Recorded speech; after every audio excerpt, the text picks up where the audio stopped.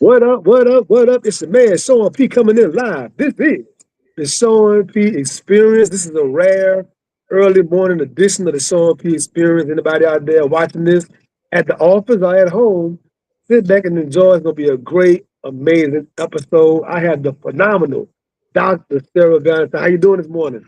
I am fantastic. How are you? Man, I'm doing good. I have been months anticipating this moment, so I cannot wait to get into it and dig into some of the meat and potatoes of this episode. Let's do it. Yes, ma'am. Your official introduction.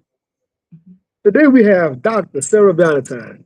She has taught literature and creative writing at Princeton University, UCLA, UC Riverside, and Northwestern University. She is the author of the acclaimed memoir, When I Was White. And in 2024, she received a National Endowment for the Humanities Public Scholar Award. But today, she's going to talk about her brand new powerful book, Decoding the Devil, which uncovers the extraordinary story of brilliant Black women cryptologists whose intelligence and service helped shape American history while remaining hidden for generations. Please help me welcome Dr. Sarah.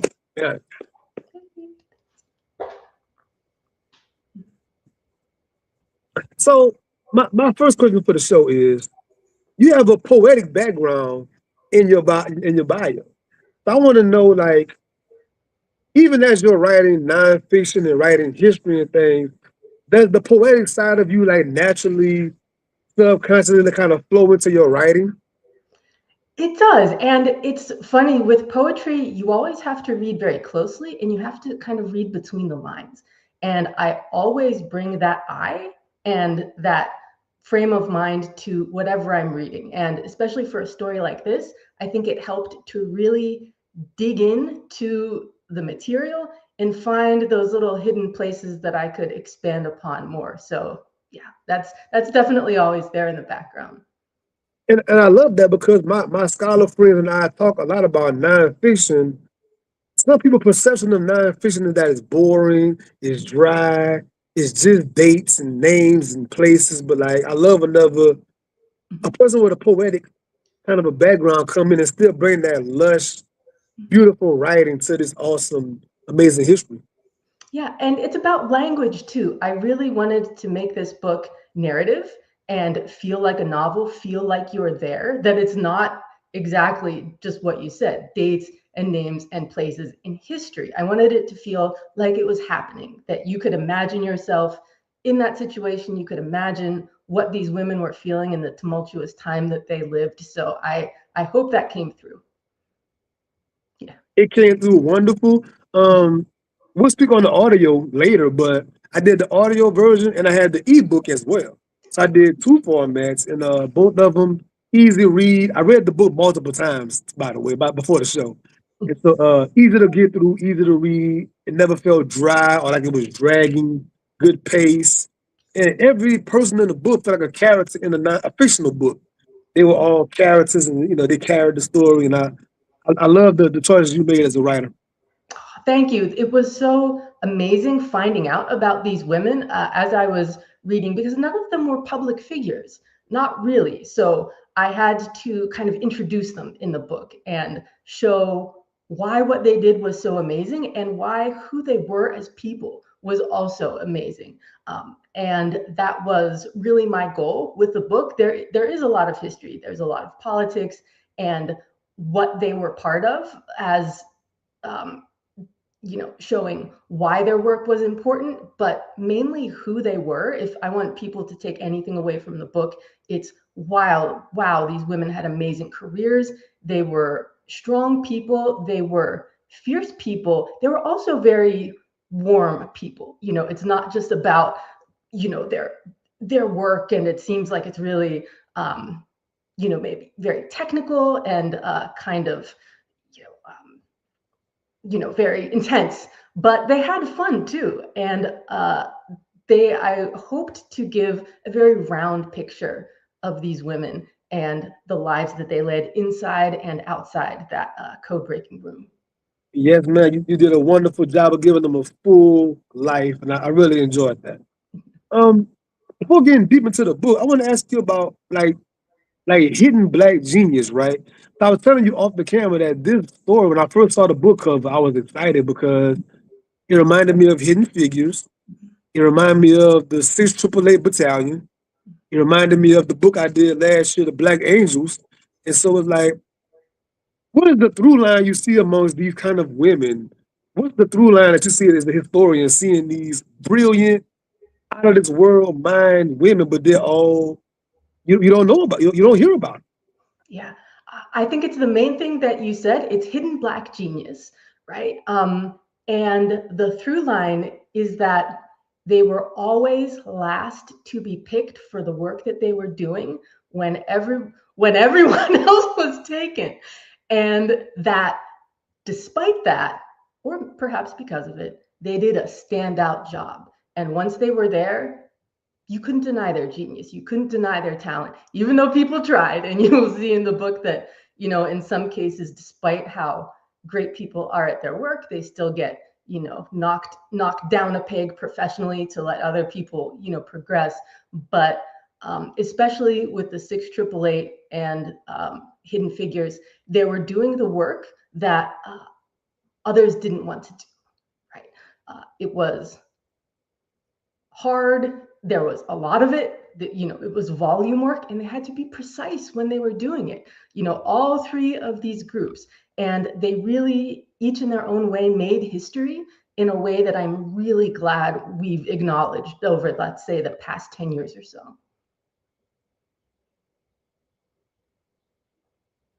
I want to go to the book cover in particular. I want to ask this book cover question because I've asked a few of my author friends on this show this question. I saw the cover you have for the UK is this nice, pretty green cover. And I'm like, why? Here it is. Oh, wow, see, there it is. And for the show flyer, I picked the green color for the UK cover, and even the green here on the screen. But why do you think the UK and other places get, I want to say, better covers than we get in the US? What's your analysis of that? Well, for comparison, I will just show, this is the cover that came out in the US, and you can see that there's like some code behind the writing, the photo of the team, and then, you know, the rest of the title. And that cover was really interesting. I helped to design it. The design team was really great. We wanted it to be very bold and to center the group. So, you know, they're right there in the center. The UK press just did their own thing. And we gave them freedom on the title. You could see the titles are a bit different. This one is The Secret Codebreakers, right? That's the main title. And the subtitles a bit different. But that was their choice. And the amazing thing about having a book come out in the US and the UK at the same time was seeing how they wanted to present the books to the audience. I think the UK version was a little chiller, a little bit more subtle, and because that would probably play better with a British reader, like the big, you know, the big red cover. But I love them both, and I love the way that both highlight the people. You know, that was really important for me to have them front and center on both covers, so we remember that that's what this book is really about. And the book been out for some weeks now. What has the reception been like? What are you hearing? What are people coming back saying so far about the book? Yeah, it's been really exciting. The thing I was most excited about was the LA Times picked it as one of their 10 best books for June. And if you know anything about the books that came out in June, there was some stiff competition. And it's such an honor to be, you know, put next to Dave Eggers and, you know, Maggie O'Farrell and Ann Patchett. All of these books came out at the same time, and it was so great that people are recognizing that this is an important story and a good read. You know, no one's putting like a dry, boring history book on that list. The audiobook was #1 in its category on Amazon. That was fantastic to see. So in this time when it is so tough to get readers' attention and everyone's on social media and Netflix, the fact that people are really excited about this book was awesome. Okay, so every book has an origin story. Tell us about, like, when did the light bulb come off in your mind? Like, you know what? This could be a book. When was that? What was that like for you? Yeah. So I came across the story, maybe 10 years ago more. And it was just, a little blurb on NSA's website. I had been studying, well, my background is that I come from the Slavic and Russian discipline. I study Soviet history, Russian language, Russian literature. And I was looking for other examples of, Black scholars or Black writers who had some kind of intersection with Russian, who did something related to Russian. And I happened to come upon the story of Black code breakers who learned Russian and were working on this top secret project. And I thought, wow, I've never heard anything about this. Let me dig and look for more. And there was nothing. And so I thought, huh. And then I did other things. I wrote a memoir, I was teaching, and I came back in a few years and thought, let me see if I can find anything about these Black code breakers. It's so amazing. I found nothing. And so during COVID, after when I was looking for a new project to do, I thought, and this is about 10 years later, 5 years ago, I looked them up again and still nothing. Maybe a blurb here or there taken from the same material I had seen back in 2010. And I thought, I'm just going to have to write this book myself. I can't let this story go. I was so fascinated by it myself. And I was so surprised that no one had, picked up that baton and run with it in the 25 years or so that the original story had come out. So yeah, and here we are. So tell me, from the time you had this idea, and you started researching and gathering and writing and the whole process, about how long of a time frame was that? It was about 10 years. So So I will 10 say, years of, yeah, I will say about 2015 is when I really started pulling together, uh, let's say, research material on the bigger picture, right? What was the operation they were doing? What was NSA like? I didn't really know anything about NSA. I mean, it's secret. That's kind of the point. So I started gathering this background information to give myself more of a sense of the bigger picture. And that was pretty easy to find. And then around, let's say, 2018, 2020, I started to really dig into research on these women's lives. And they were not public figures, so that was a really deep dive.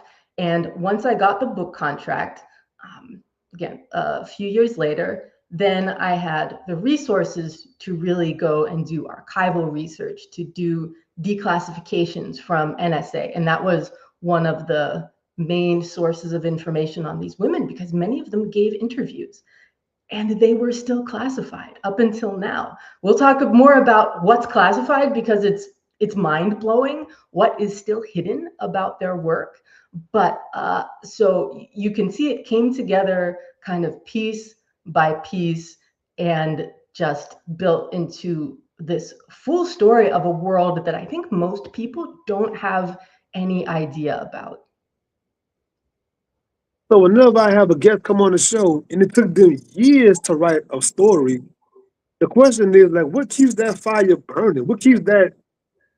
I mean, that's a long time on one project. What keeps that flame just stoked?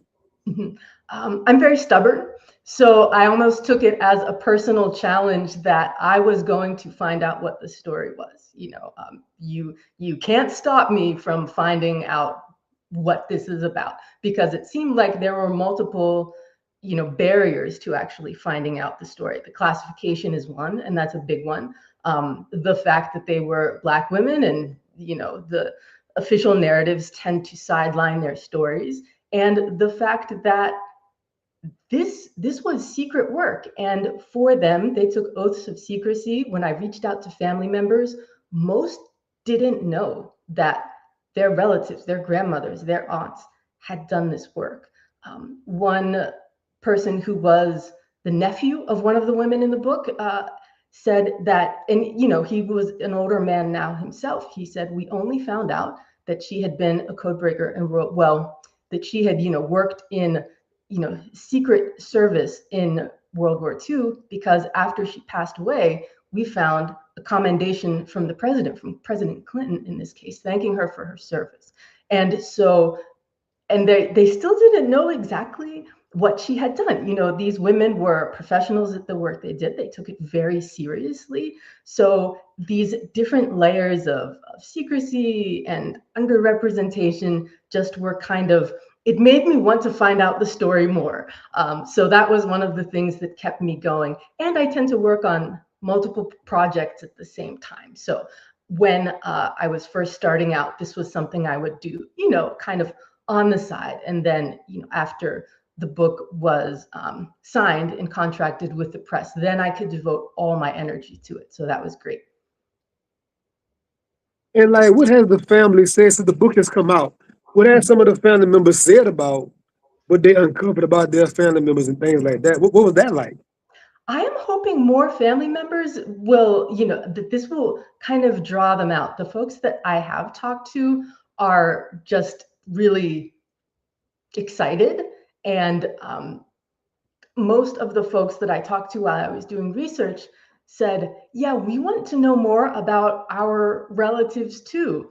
Instead of giving me information, they, showed this interest that they wanted more. And so in some ways, I felt like I had a duty to these families to give them a picture of their relatives who maybe they just knew as an aunt, or someone who, was retired later in life, and, that they hung out with and was great, but, they don't know this side of their lives. And I was speaking to another writer who read the book, and one of the characters was named Bernice. And she was like, that was my grandmother's name. And I had never thought about what my grandmother did, in her professional life. Of course, I knew her in her family life. And this woman's grandmother wasn't a code breaker, but the fact that people were connecting their own histories, especially Black women, to, these women who worked in STEM, they were working in the government, they were working in national security. The fact that there is a personal connection between readers, whether they're their direct, descendants or not, was really great for me to hear, because that told me that these stories are resonating on a personal level with people. I think it's important even beyond the code breaking conversation, but like the average person to sit down and think, like, what did my grandparents do way before I was born? Or my great grandparents, about a year or so ago, my mom told me about my great grandparents and what they did. Because whenever I remember them as a little boy, they were already like, they're elder, they're blind, or they're deaf, or you see them sitting in a little chair, like, what did he do as a young man? Mm-hmm. And it was amazing the stories I heard about them. So I think every person should ask more questions about their grandparents and great grandparents. Yeah, and that's great. One of the things that this also, that again, I hope it sparks people's imagination, is the Codebreakers of Bletchley Park, right? The British women in World War II who did code breaking. There is a huge body of fiction and nonfiction about them. And it often starts with this grandma, sitting in her chair, but did you know that she did this back in the day? And it kind of goes back in time. And I really want us to be part of that story. And now there's a jumping off point for people, not just to imagine it, but have actual, kind of facts behind it. And hopefully a lot more stories will spring up from this, because they are the kind of stories that really capture your imagination and make you think exactly of those things, that, who were these people? What were they doing? They led full lives that were actually, in many ways, very, very vital and very, important, or even exciting. What exciting things did my great grandma do that, I don't know about? So that it can kind of help people connect to the history more, and also realize, there might be some incredible stories back there. Yep, right there in your own family, right? Mm-hmm. Tell us about the city of Queen City, this thriving Black community that most of us, I had never heard of before in my life. And tell us what happened to that city ultimately. Tell us about that. Yeah, so this was another kind of amazing piece of hidden history, amazing maybe in a bad way. During World War II, when it just began in the US in around 1941, almost all of the government institutions we have today around the military and around information and intelligence, they didn't exist. And so around Washington, D.C., there was this huge effort to build the Pentagon, to build, what became NSA and CIA and these different branches of government. But the Pentagon, which at the time was the world's biggest office building, they needed a place to put it. And it just so happened that Queen City, which was an all-Black community that had originally been called Freedmen's Village, it was a site for freed enslaved people after the Civil War. They had, after emancipation, and they had, built these communities that were, thriving. They were still a little resource deprived, but they were historic places that, represented freedom and progress. And the Pentagon came along and just essentially wiped them out. They gave people, a short amount of time to leave their homes. They paid them, but they paid them very little. They put the folks up in, kind of temporary military housing, didn't have any sanitation, didn't have running water or sewage. And so to make way for, what the nation felt it needed, it displaced Queen City and essentially wiped it off the map. And there were other communities around there too. Similarly, Queen City is just the one that's best known. But that's a piece of history that it's really important to remember. These the war that we often talk about, everyone still loves stories about World War II. That didn't happen in a vacuum, and people's lives who might not seem to be connected to it were also really affected. So it's something they wiped out this Black community and put them in a bad situation. But the very ladies that came from the community that helped save the country, like that's a crazy irony story. Yeah, and there's more irony too. I write in the book about how even in the 1930s, we're still arguing about DEI and equal representation. Well, in the 1930s, there was an anti-discrimination law in federal employment, in federal defense employment. And so when the Pentagon was built, originally it had separate bathrooms, right? Bathrooms for, racially segregated bathrooms. And FDR came in and said, no, get those out of here. We have, we are committed to equal employment. And so after wiping out an entire Black community in the Pentagon, there was a commitment on some level to anti-discrimination. And that is the kind of weird American history that we have. On the one hand, it is, suppressing people, taking away their rights and livelihood. And on the other side, it's providing opportunities and, actively fighting against segregation and discrimination. And I feel like as Americans, we have to sit with both. We can't just look at the positives, right? We can't look at the triumphs, and we can't really just look at the negatives, right? Both of those things are in there together, and that is what it is. Yes, yes. So before your book, I had no idea what a cryptologist was. So for the viewing audience, could you please educate the people on like what is a cryptologist? What's their day-to-day like skills and job requirements and things of that nature, please? Yes. So a cryptologist is kind of a fancier term for a codebreaker or a cryptanalyst, which is a little bit, higher level. They deal with the like Enigma in World War II. They are trying to, decode and decrypt enemy communications to gather intelligence. And so a cryptologist could span the spectrum from a cryptologic clerk, which is someone who works mainly in administrative or secretarial roles that have to do with, that are part of that code breaking process. And that was what many of the Black cryptologists who worked in the Soviet period did. even though they were qualified enough and had enough training to be code breakers and cryptanalysts. They were, kept in the, realm of cryptologic clerks because of the segregation that existed at the time. Nevertheless, they still did amazing work, helping to break Soviet communications and get intelligence. So when you talk about cryptology, that's anyone who is part of the profession of decoding or decrypting intelligence. Could you please go into like understanding linguistics and I guess puzzle solving and mathematics, and like there was so many fields they had to master to do this kind of work. Like, it's incredible.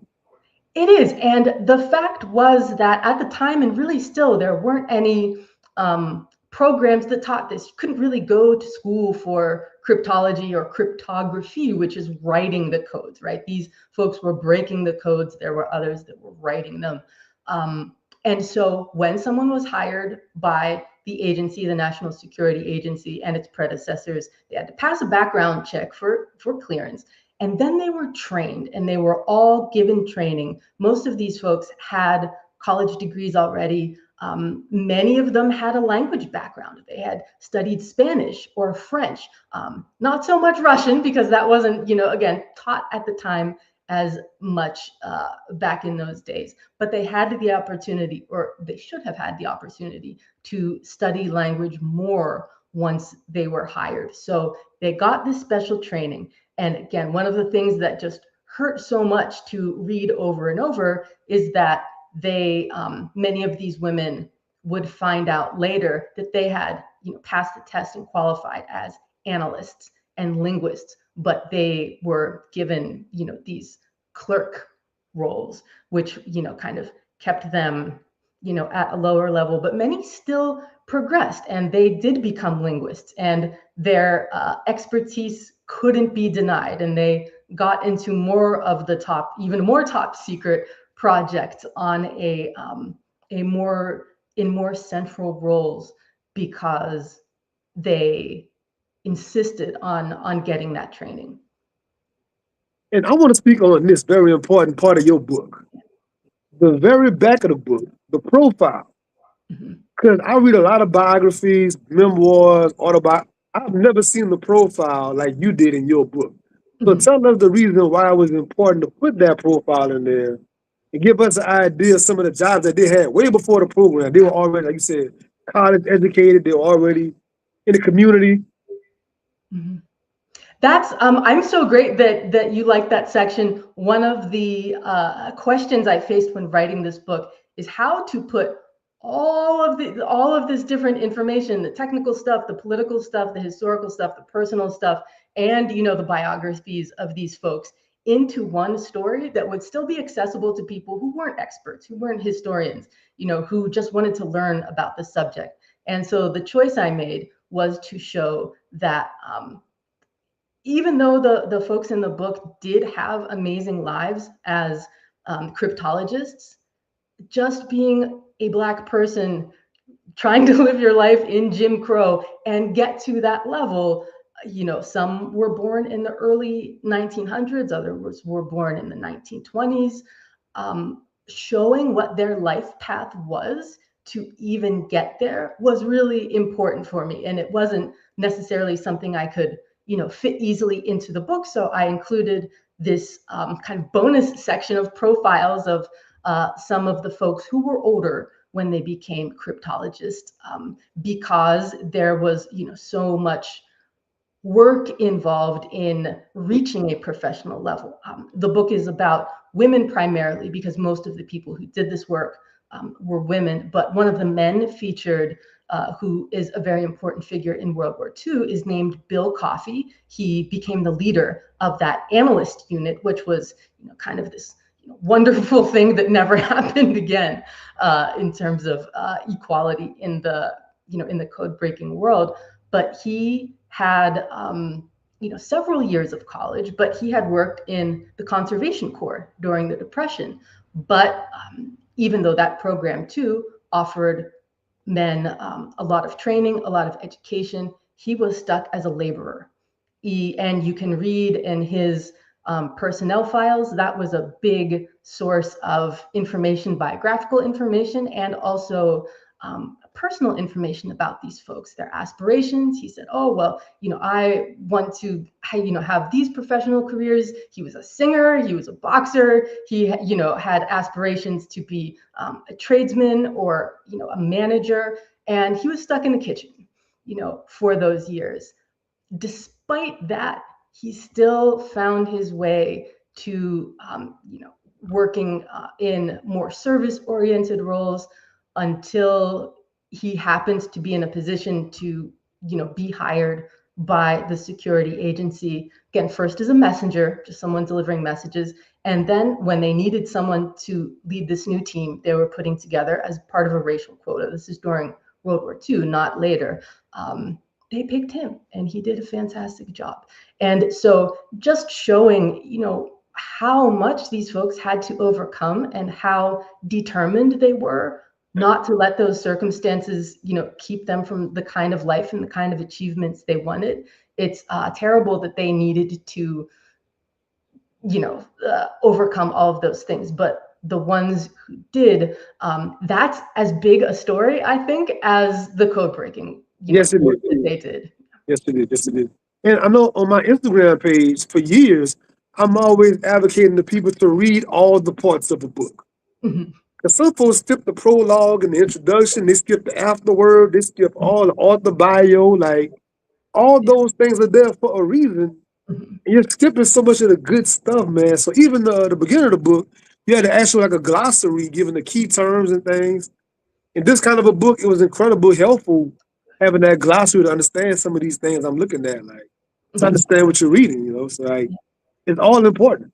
Mhm. That's great. Yeah, there's a lot of bonus content. I kind of structured the book that way, so you can, you can read it in sections. You can just read the main story if you want. I would say that, of course, read the notes, read the profiles, read the glossaries, because they give you kind of a breakdown of the different terms, the different, historical figures, the different historical events, and you kind of have that in a, easy to understand way, so you can flip back and forth if you need to.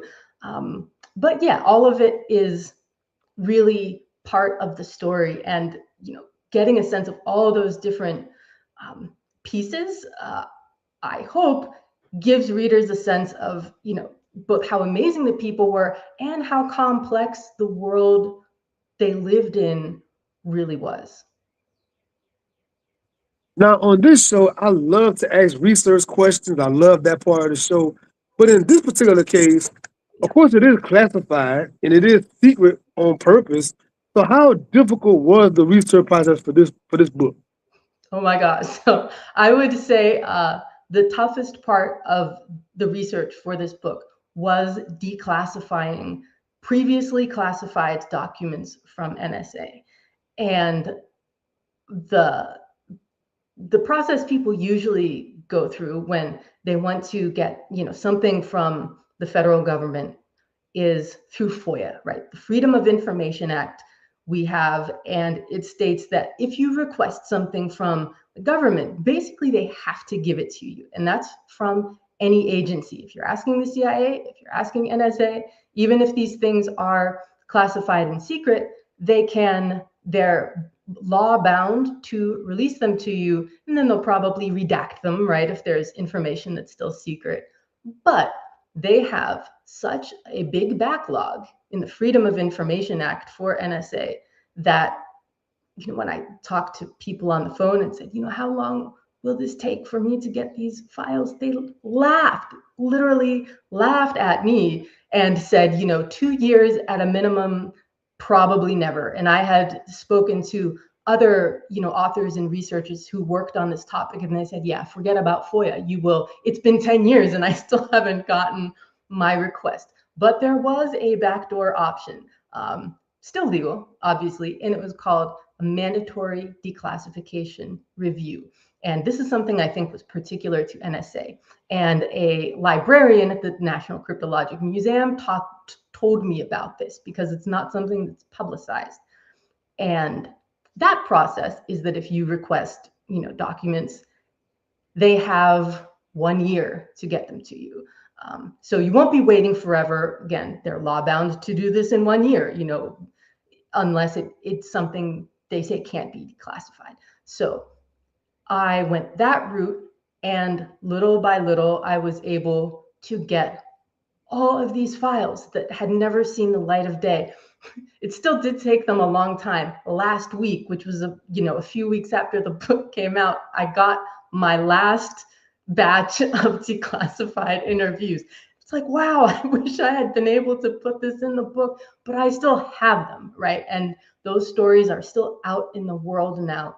And the thing that has fascinated me most and made me most curious is that so much of the work they did on this Russian plain text project during the Cold War is still classified. We know that their contribution was to, help create a full picture of the Soviet nuclear program. We don't know the extent to which they did.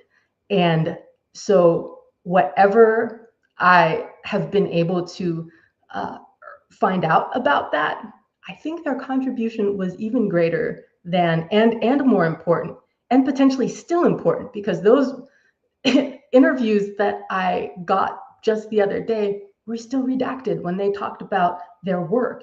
And I thought, this is crazy. It happened in 1950. What are they hiding? What did they do? But there was still enough there for the book to give a sense of how deep they were into these really central projects at the time that really kept us from starting a nuclear war. That was the outcome of their work.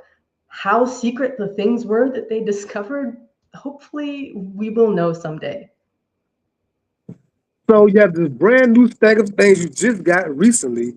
Yeah. And what if more things come in the next year or so?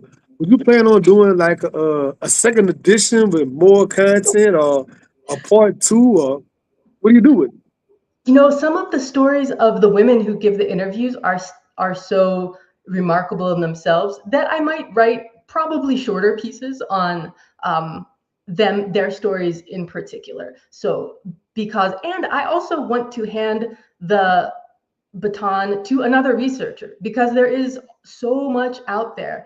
Anyone, I have interviews of men who were part of the military, part of different secret programs in the Navy, in the Air Force, that really didn't fit into the scope of this book. But those are important stories too, and I would love to see someone pick up those threads and write more about them and learn more. And maybe in a year or so you will be able to get more information that's currently classified. Who knows? But the one thing that I really realized when I was writing this book is that as comprehensive as I was able to make it, because there's a lot in there, there is still so much of the story that's still out there. And so I see this as a beginning of the story rather than the end project. Like, oh, I wrote it all, nothing for anyone else here. It's actually quite the opposite. Let's speak on Black excellence right quick, right? So like reading Hidden Figures, one thing I remember is those ladies came from a rich educational Black community that birthed them. So among the ladies in this story, did you see any kind of through line in their upbringing or their background where it was like, I see why that person became who they were? Yeah, absolutely. There was such an emphasis in their families, from their parents and grandparents, to get an education. And for women especially, the career path was teaching, right? Preaching and teaching. Those were the careers open to Black folks during Jim Crow, the 1920s, 30s, 40s. And there was an expectation that you were lifting the whole community. You weren't just studying for yourself. You weren't just getting a job for yourself. You were getting it for everyone in your family, in your community, all around the country, because there were so many barriers to doing so. And many of these folks were active in their churches as community leaders in the NAACP. It was almost as if, or it was as if in most cases, that getting an education and following a professional path meant that you were an activist. You were an activist for excellence. You were an activist for literacy. You were an activist for community resources. So many of the towns that these women came from didn't have schools for children, or had very poorly funded or poorly, the kind of buildings that were falling down. So, and in some cases, they were only a generation or two removed from enslavement. So if you think about the huge leap that the women in Hidden Figures who became mathematicians, and the women who were the Codebreakers who became, language specialists and cryptologists, what a huge leap that was, and how determined families had to be to, support them in their quest for education and, quest for, having a profession. That was really sobering for me and really profound. We don't have many stories of the Black middle class from these years. We don't have many stories at all, but especially, there was a big, I think, belief, and that there still is, that only recently, let's say since the 1960s or 70s, have Black Americans really broken into the professional and educated spaces. That's not necessarily true. And looking back at these figures who in the 1930s, in the 1940s, were sometimes the first woman or the first person of color to graduate from Ohio State University, from whether it was a historically Black college, maybe they got their master's at Columbia University in the 1930s. We don't have those stories. And so seeing that and how much determination and patience it took these women, many of them were older because it took them longer to get their degrees. In the South, one of the people I profile was a teacher in Texas. She was a school teacher, but in the Jim Crow South, Black people weren't allowed to get a master's degree. They just weren't allowed. So they had to travel out of state. Black teachers weren't allowed to get pensions or benefits. And even though this woman was committed to education, she thought, well, I need benefits and a pension for my future. What will I do?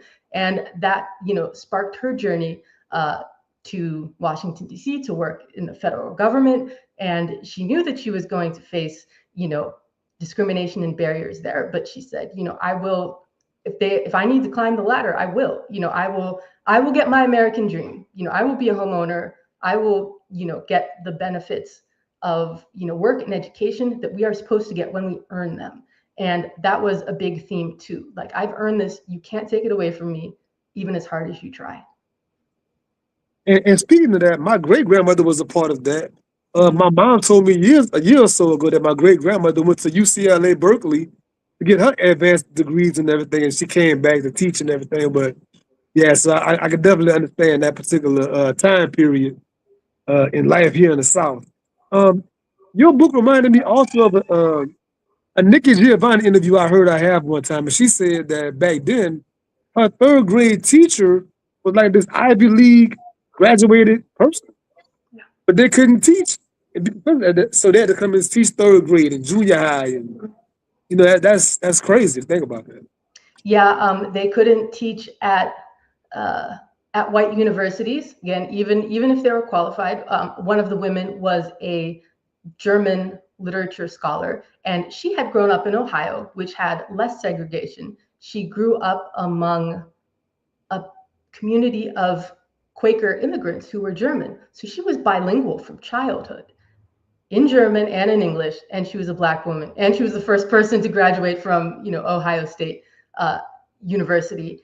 And she taught at Howard, which was, one of the, it was the preeminent Black university at the time. But women faced another hurdle, because if they got married and had children, they had to quit. They could not teach if they were married. And I think also if they had children, but even if they were married. And so during the 1930s, she would substitute teach. She was allowed to substitute teach for DC's Black school system. public school system. But even that was very fraught. She actually had to sue the city because they were not letting her, they would not give her the position she was supposed to get. So again, even to, you could have higher education, you could have, you know, a potential university teaching career in front of you and have to, you know, teach elementary school or not teach at all if you were a woman. So there are so many parts to this story. And the flip side to that, on a positive note, Yeah. if you're in the 3rd grade and your teacher is a Ivy League school graduate, I mean, imagine what you're learning in 3rd grade. If that kind of person is teaching you, like, that's an incredible 3rd grade education, probably.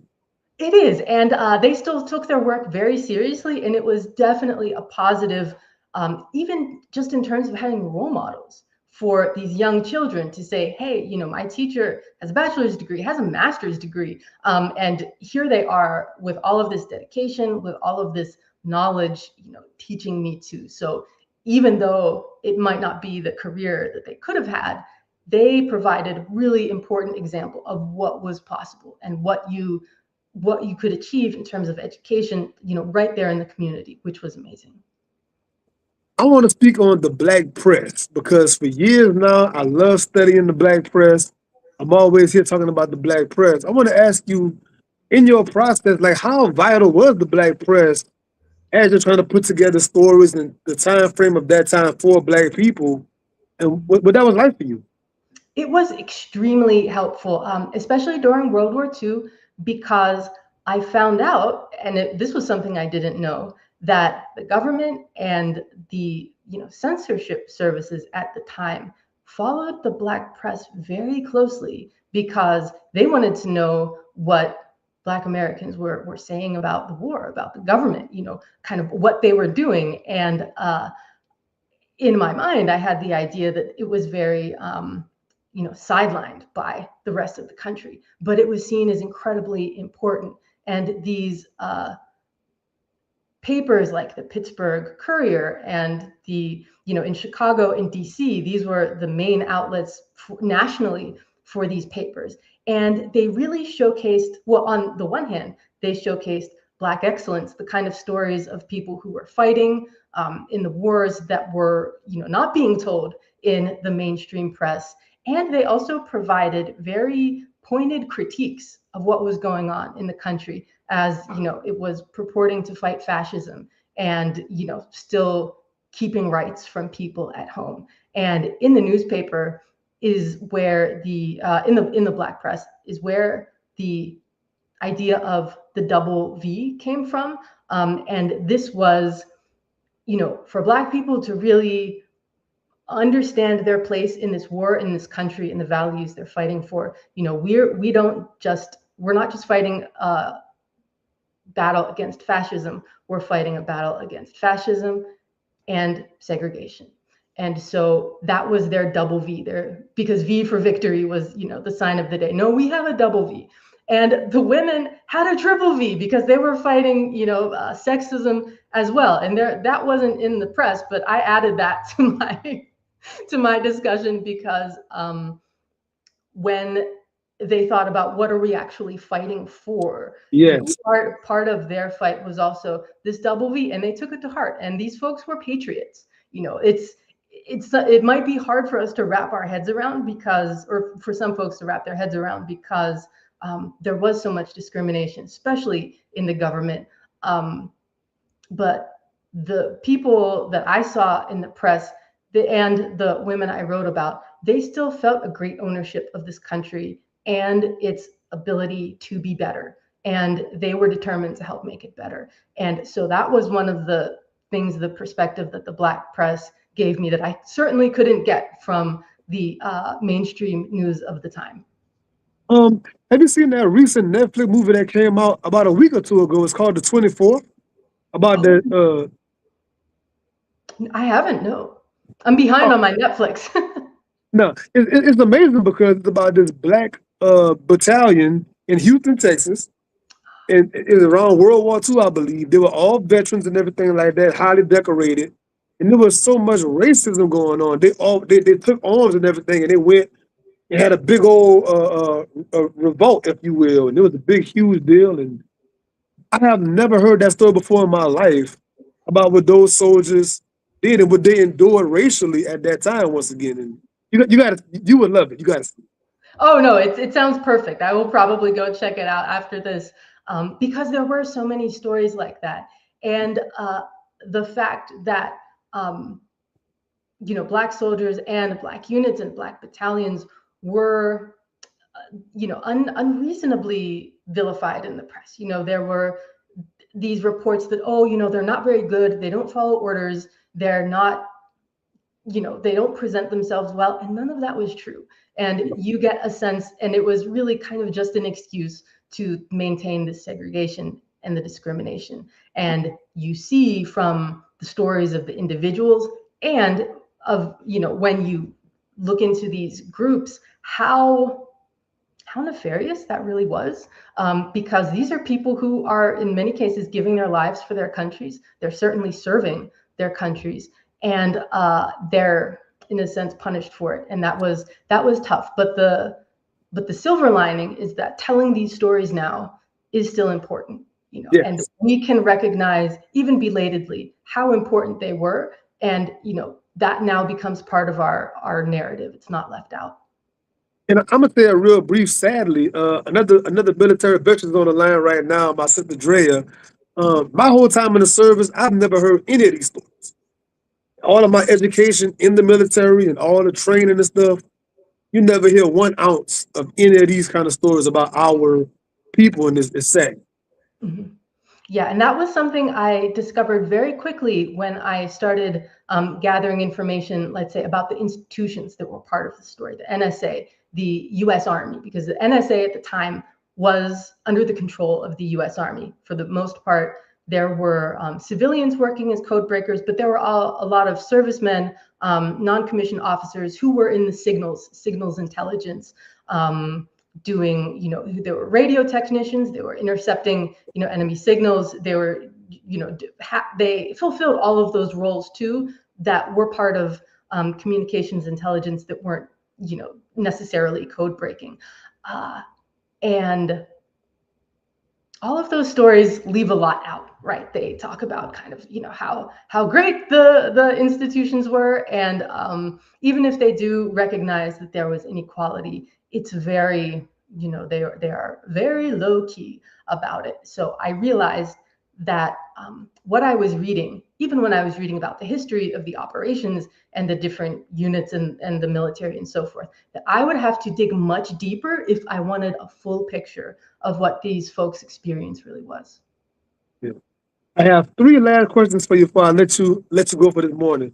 I want to speak about Paul Robeson and W.E.B. Du Bois, and tell the audience about, like, these were 2 incredible giants of that day, and how they were, like, vilified basically for their stance with communism and things of that nature. You explain that for us? Yes, and so after World War II, in the late 1940s and early 1950s, this was the period that became known as McCarthyism, or McCarthy era. McCarthy era, sorry. Whereas fascism and Hitler and the Nazis were the main enemy during World War II, after that, Stalin and the Soviet Union and communism became the main enemies, the main evil that the US was fighting against. And so any kind of public dissent or activism in the US at the time, there was a real easy out to just call them communists, right? If they were called subversive or agitators. If people were, still fighting for civil rights, and this is really early in the civil rights period, but there was a big move politically from both sides, really. It was, the conservatives were on it, but at the time, Democrats were Southern too. We have to remember that the political parties aren't exactly the same as they were today. Yeah, right, a little bit switched in some ways.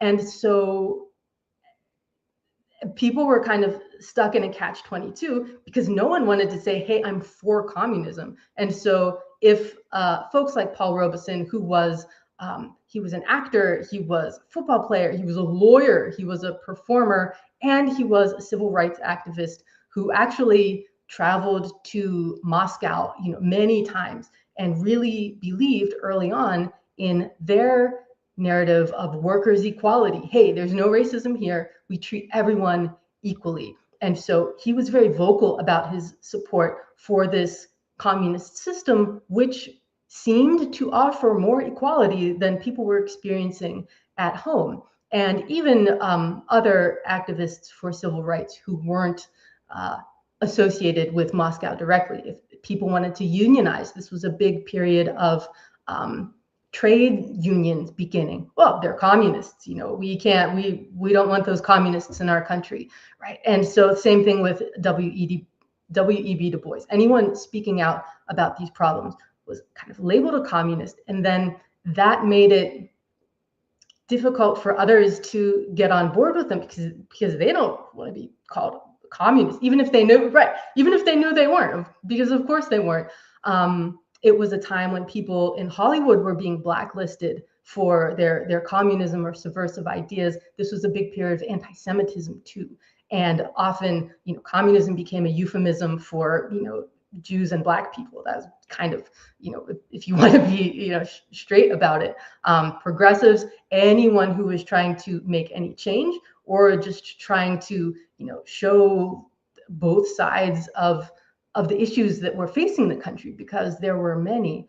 And we hear that rhetoric now. It's coming back. People who are fighting for, progressive rights, for, living wages, just like they are then. We hear that word communist, and we know that it's, an ideological kind of catch-all.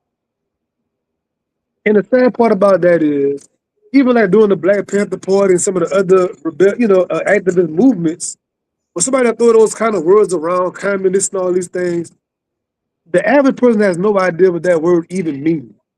Right. Yeah, and it definitely it just demonizes it. They don't even know what it even means.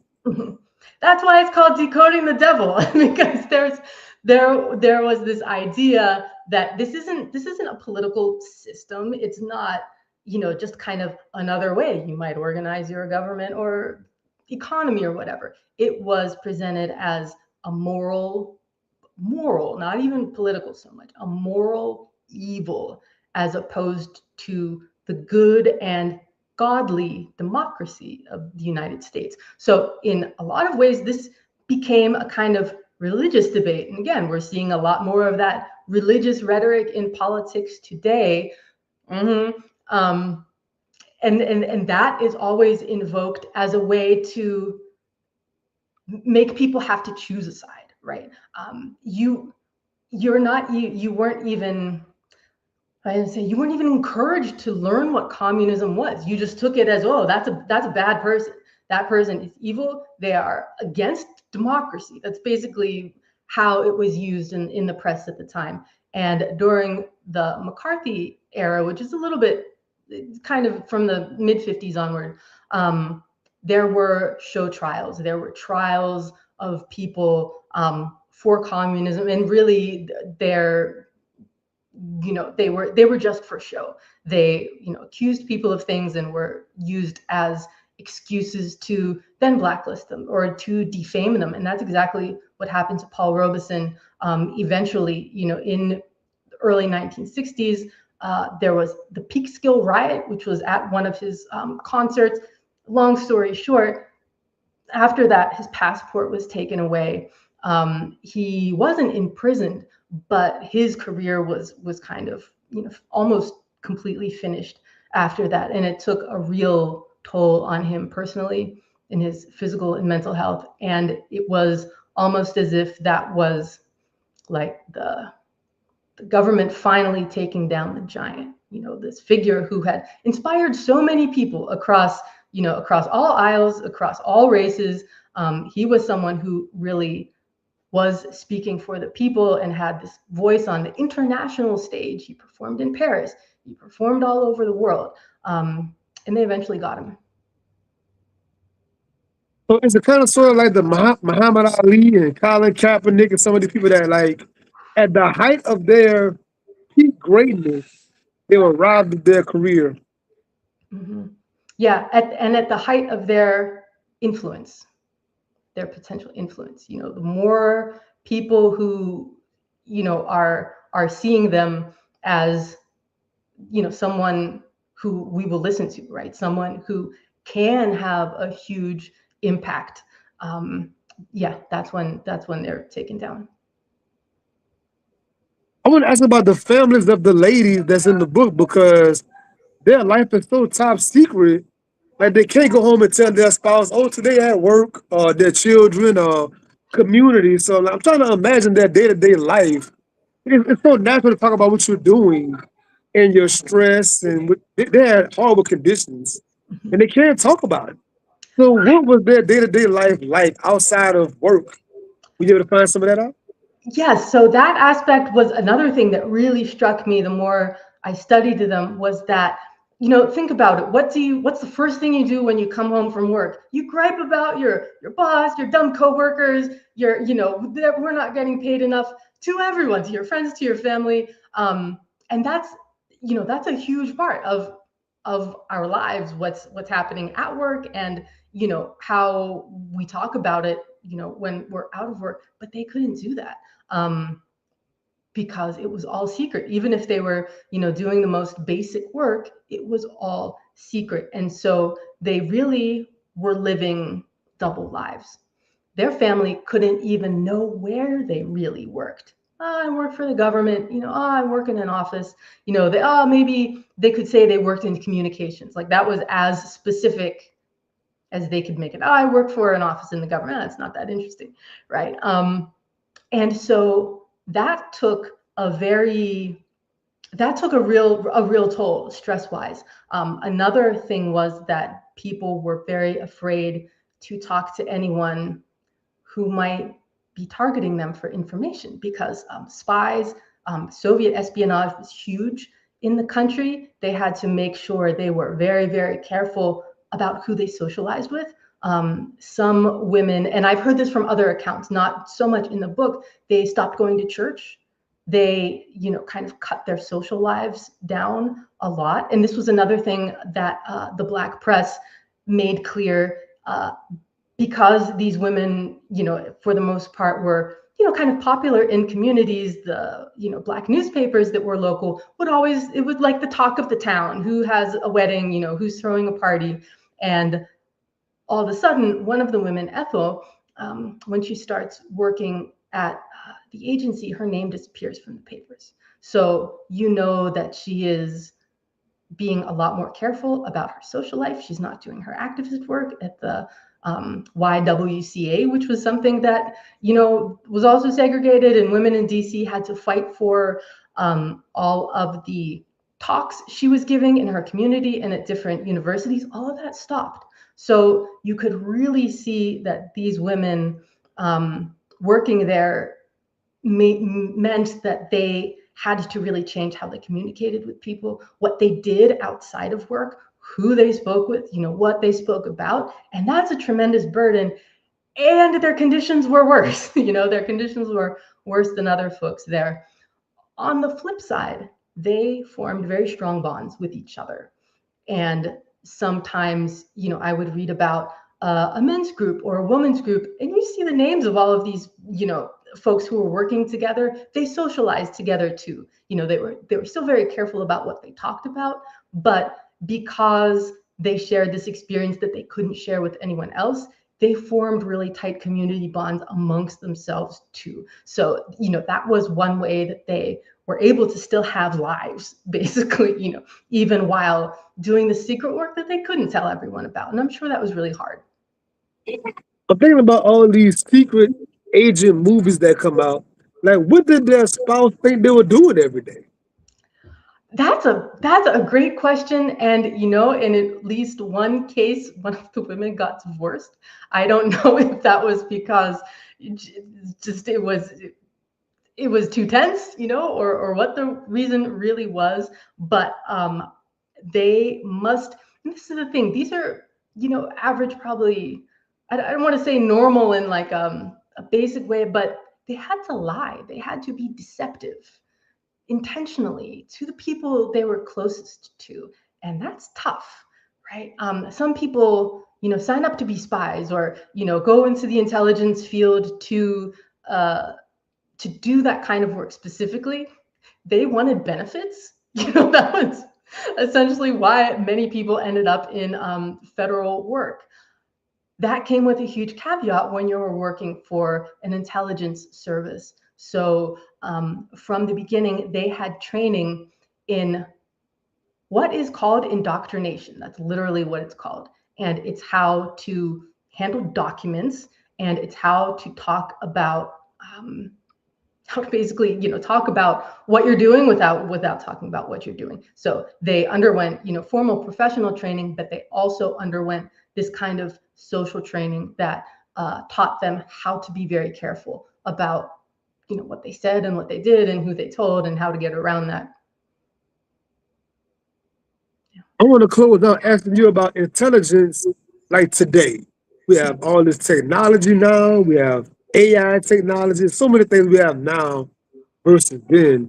Like, is there still a need for like those code breakers now? And like, how does that even look now in your understanding? Yeah, that's a really interesting question, and I'm glad you asked it, because the women doing the Soviet communications work, they really pioneered what we would now call big data processing or big data analysis, but they did it manually. And the reason was because all of the code breaking, like the higher level code breaking sources, kind of dried up. Stalin knew that the US was tracking their communications and breaking their codes, and so they went off the air. All they had was this constant stream of data from Soviet telegraphs that crisscrossed the country. And to process those, they need a large underpaid workforce. And that's what many of these Black women did. Eventually, they helped build the machine that scanned these Russian communications and essentially replaced them. But that was the first kind of automated intelligence machine. This was the first machine learning in the 1950s that taught computers, such as they were, to read human language. They did that. No one knows about that. And that's the beginning of all of the data collection and all of the cybersecurity and cyber intelligence that we have now. And of course, we know now that data, even small points of data about people and where they go and what they do and what their name is and what their birthday is, that's all incredibly valuable in aggregate. And that's the work they were doing then. And it was looked down upon because it wasn't the fancy, complex mathematical code breaking that the agency was used to putting their resources towards. And so without realizing that, they put these women on a track to pioneer a whole new data-oriented field of intelligence. Do we have cryptanalysts now? They are all computer hackers. That's who they are. They are doing, they're doing the red team exercises in NSA with Mythos, and finding out how to, break into, all of government's digital systems. That's how that work has translated into now. Well, thank you very, very much for coming on the show. I was so excited to have you on. Thank you so, so much. I totally enjoyed it as I knew I would. In the future, anything else you write in the future, come back to the show. I love returning guests, man, and wish you very, very much success and awards on this show this year. I mean, on this book. Yeah, thank you so much. This was an absolute pleasure, Sean. Thank you, and see you all next time. All right, we are now